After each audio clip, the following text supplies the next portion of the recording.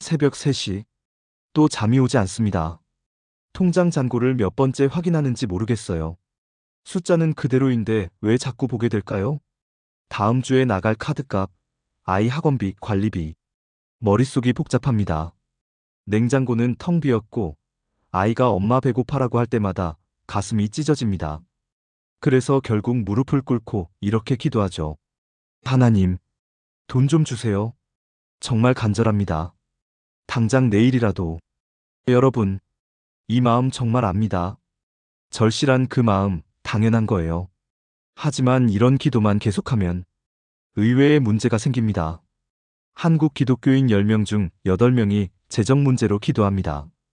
그런데 그중 대부분이 돈만 달라는 내용만 기도하고 정작 해볼 수 있는 현실적인 방법들은 시도해보지 않아요.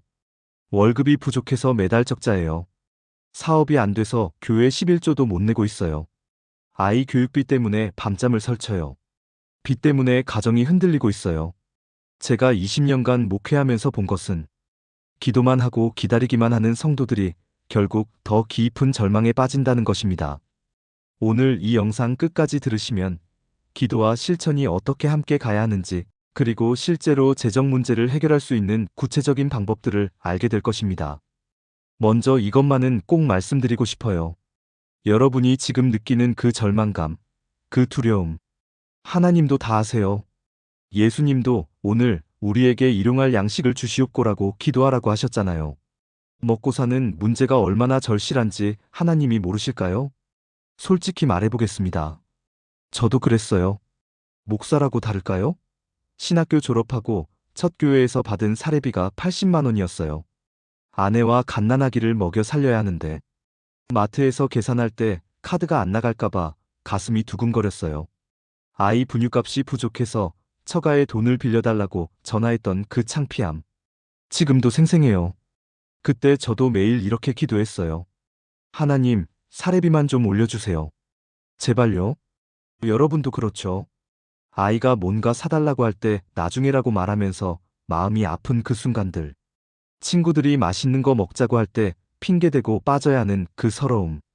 이 마음. 저도 압니다. 정말 깊이 압니다. 그런데 말이에요. 그때 제가 깨달은 게 있어요. 하나님은 우리가 당장 굶어 죽을까봐 걱정하는 그 마음도 아시지만 동시에 우리가 어떻게 살아가야 할지에 대한 지혜도 주고 싶어 하신다는 거예요. 성경을 보면 하나님은 기적도 베푸시지만 대부분은 지혜와 기회를 통해 도우세요.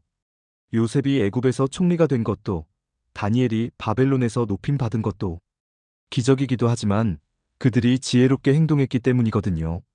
그런데 우리가 빠지기 쉬운 함정이 있어요. 얼마 전 제게 상담받으러 온 권사님의 이야기입니다. 목사님, 저 정말 하나님을 믿고 살았는데요. 20년 넘게 11조 빠뜨린 적 없고 새벽 기도도 나가고. 그런데 왜 우리 집만 이렇게 어려울까요? 남편 사업 망하고 아들 취업 안 되고 3년째 매일 기도만 하는데 변화가 없어요. 그 순간 제가 조심스럽게 물어봤어요. 권사님, 기도 외에 다른 방법들은 시도해 보셨나요?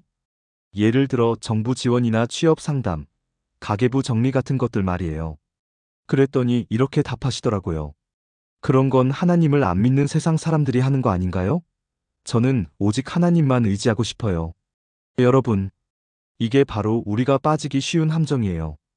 기도만 하면 된다는 잘못된 생각 때문에 하나님이 이미 우리 주변에 준비해 놓으신 도움의 기회들을 놓치는 거예요. 또 다른 집사님은 이렇게 말했어요. 3년 동안 매일 기도했는데 빚만 늘어났어요. 이제 하나님이 계신지 의심스러워요. 여러분, 하나님이 안 계셔서가 아니에요. 우리가 하나님이 주시는 기회들을 보지 못했을 수도 있어요. 여기서 잠깐 성경은 뭐라고 말하는지 보세요. 느헤미야를 보세요. 예루살렘 성벽을 재건하고 싶었을 때 뭘 했나요? 먼저 하나님께 기도했어요. 그런데 거기서 끝나지 않았어요. 왕에게 허락을 구하고 자료를 준비하고 사람들을 조직하고 구체적인 계획을 세웠어요. 기도하면서 동시에 실천했던 거죠. 야고보서에서도 말하잖아요. 행함이 없는 믿음은 그 자체가 죽은 것이라.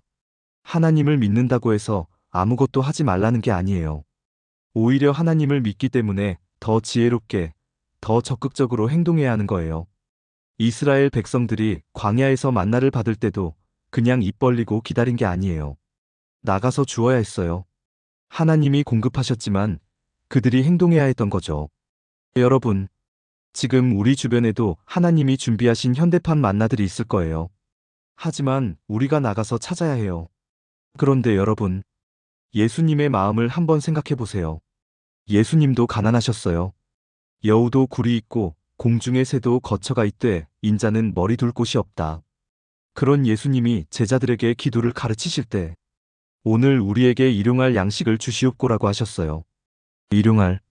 그리스어 에피우시오는 오늘 하루 필요한 만큼이라는 뜻입니다.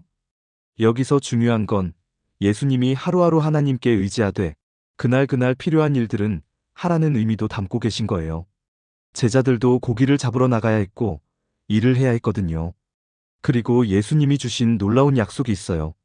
그런즉 너희는 먼저 그의 나라와 그의 의를 구하라. 그리하면 이 모든 것을 너희에게 더하시리라. 여기서 더하시리라는 말이 중요해요. 우리가 먼저 하나님 나라를 구하고 동시에 우리가 할 수 있는 일들을 하면 하나님이 거기에 더해서 채워주신다는 뜻이에요. 자, 그럼 이제 구체적으로 어떻게 해야 하는지 알려드릴게요.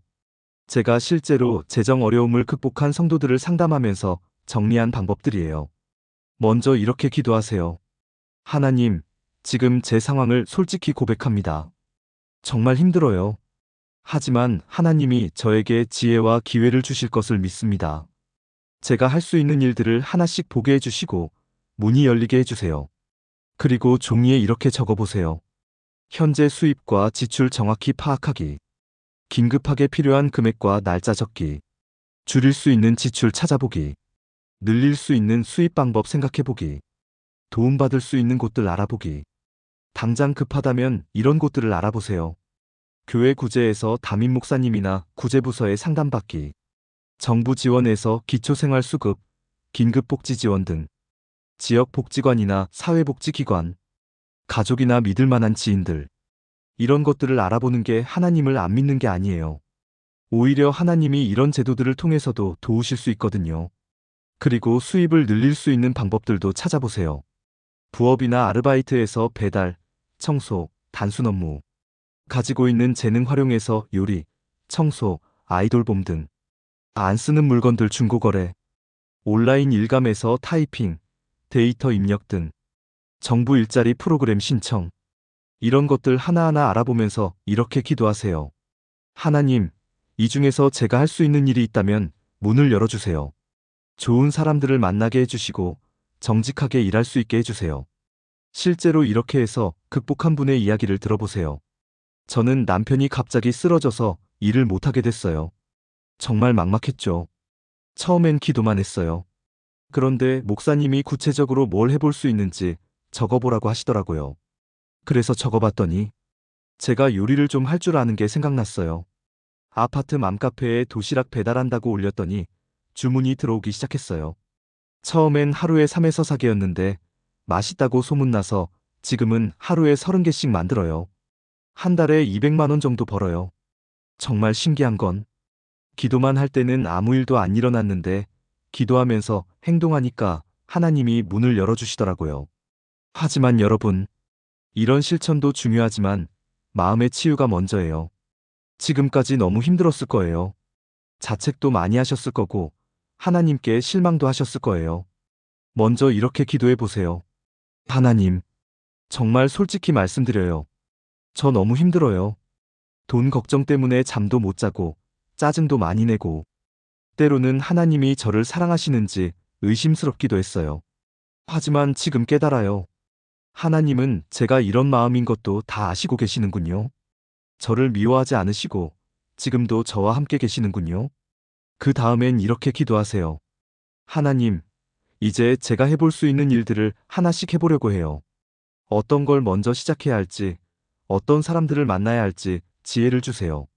문이 열릴 때를 알아볼 수 있는 눈을 주세요. 그리고 마지막으로 이렇게 기도하세요.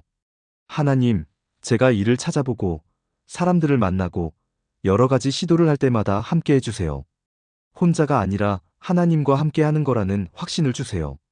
여기서 잠깐 여러분, 혹시 하나님이 왜 이런 어려움을 허락하시는지 생각해 보신 적 있나요? 욥을 보세요. 하루아침에 모든 재산을 잃었어요. 그런데 욥이 그냥 앉아서 기도만 한 게 아니에요. 욥기를 자세히 보면 욥도 계속 해결책을 찾으려고 노력했어요. 친구들과 토론하고 하나님께 따지기도 하고, 그리고 마지막에 하나님이 나타나셔서 뭐라고 하셨는지 아세요? 욥의 기도를 들어주시고 전보다 갑절로 복을 주셨어요. 내가 주께 대하여 귀로 듣기만 하였사오나 이제는 눈으로 주를 배움나이다. 욥은 고난을 통해 하나님을 더 깊이 알게 됐지만 동시에 현실적인 축복도 받았어요. 제가 아는 한 집사님의 이야기예요. IMF 때 회사가 망해서 가족들이 지하방으로 이사했어요. 정말 절망적이었죠. 처음엔 원망만 했어요. 하나님, 왜 저만 이런 일이 생기냐고. 그런데 어느 날 깨달았어요. 기도만 하고 있을 게 아니라 뭔가 해봐야겠다고. 그래서 작은 치킨집을 시작했어요. 새벽에 기도하고 낮에는 치킨을 튀겼어요. 처음엔 하루에 몇 마리 안 팔렸지만 정성껏 하다 보니 단골들이 생기기 시작했어요. 지금은 3개 매장을 운영하고 있어요. 더 중요한 건 그때 그 어려움이 없었다면 지금의 겸손함도 하나님에 대한 감사도 없었을 거라는 거예요. 그런데 여러분, 여기서 정말 중요한 성경 말씀을 보세요. 빌립보서 4장 19절입니다. 나의 하나님이 그리스도 예수 안에서 영광 가운데 그 풍성한 대로 너희 모든 쓸 것을 채우시리라. 여기서 채우시리라는 그리스어 플레로우는 넘치도록 채우다는 뜻이에요. 하지만 이 약속이 아무것도 하지 말고 기다리라는 뜻은 아니에요. 빌립보 교회 성도들도 바울을 후원하기 위해 열심히 일했거든요. 하나님이 그들의 노력에 복을 더해 주신 거예요. 제가 아는 한 사업가의 간증이에요. 저는 빈2억의 신용불량자였어요. 정말 막막했죠. 그런데 목사님이 그러시더라고요. 하나님께 지혜를 구하고 동시에 할 수 있는 일들을 해보라고. 그래서 새벽마다 이렇게 기도했어요. 하나님, 오늘 하루 제가 할 수 있는 일을 보게 해주세요. 그리고 작은 일부터 시작했어요. 청소일, 배달일, 뭐든지 했어요. 그러다가 인터넷 쇼핑몰을 알게 됐고 작은 아이템부터 시작했어요. 5년 후 연매출 100억 기업을 만들었어요. 지금은 매년 선교사 20가정을 후원하고 있어요. 기도만 했다면 절대 불가능했을 거예요. 기도하면서 행동했기 때문에 하나님이 문을 열어주신 거죠. 여러분, 지금 이 순간이 여러분 인생의 전환점이 될 수 있어요. 2개의 길이 있어요. 첫 번째 길 계속 기도만 하면서 기적을 기다리는 길. 2번째 길 기도하면서 동시에 하나님이 주시는 기회들을 찾아 행동하는 길. 어떤 길을 선택하시겠어요? 이미 수많은 분들이 2번째 길을 선택해서 인생이 바뀌었어요. 3년간 기도만 했는데 아무 변화 없었어요. 그런데 기도하면서 작은 부업부터 시작하니까 6개월 만에 빚을 다 갚았어요. 매일 돈 걱정만 했는데 하나님께 지혜를 구하고 가계부부터 써보니까 새는 돈이 한 달에 50만 원이나 되더라고요. 교회 구제 받는 게 창피했는데 목사님이 그것도 하나님의 은혜라고 하시더라고요. 3개월 도움받고 지금은 다른 분들 도와드리고 있어요. 여러분도 할 수 있어요. 내일 아침부터 시작해보세요. 자, 그럼 마지막으로 여러분께 구체적인 실천 과제를 드릴게요.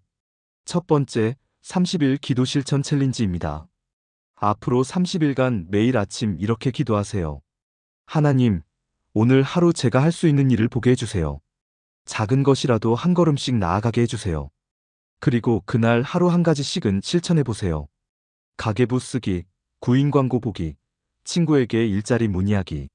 작은 것부터요. 2번째, 도움의 손길 목록 만들기입니다. 이번 주 안에 이런 목록을 만들어 보세요. 긴급 도움받을 수 있는 곳들에서 교회, 정부기관, 복지관, 할 수 있는 일자리나 부업들, 줄일 수 있는 지출들, 도움 요청할 수 있는 사람들. 3번째, 작은 나눔과 감사 실천입니다. 아무리 어려워도 할 수 있는 작은 나눔을 해보세요.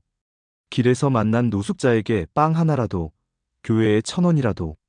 그리고 매일 밤 하나님이 그날 주신 것 하나씩 감사를 적어보세요. 그리고 마지막으로 여러분께 하나님의 축복을 선포해 드릴게요. 사랑하는 여러분, 하나님이 여러분의 기도를 들으셨습니다. 여러분이 지혜를 구할 때 지혜를 주실 것이고, 여러분이 발걸음을 내디딜 때 길을 열어주실 것입니다. 여러분의 손이 닿는 모든 일에 하나님의 복이 임할 것이고, 여러분이 정직하게 일할 때 하나님이 성과를 더해 주실 것입니다. 앞으로 여러분은 돈 때문에 절망하는 삶이 아니라 하나님과 함께 지혜롭게 살아가는 풍요로운 삶을 살게 될 것입니다. 기도하면서 행동하는 여러분이 되시길 축복합니다. 이 영상이 여러분에게 조금이라도 도움이 됐다면 구독과 좋아요 꼭 눌러주시고, 댓글로 여러분의 재정 극복 계획이나 간증도 나눠주세요. 혼자가 아니에요. 우리 함께 기도하고 행동하며 걸어가요. 기억하세요. 여러분은 하나님의 지혜로운 자녀입니다. 기도하면서 행동할 때 하나님이 놀라운 일을 행하세요. 그 확신 안에서 오늘도 한 걸음씩 나아가시길 축복합니다.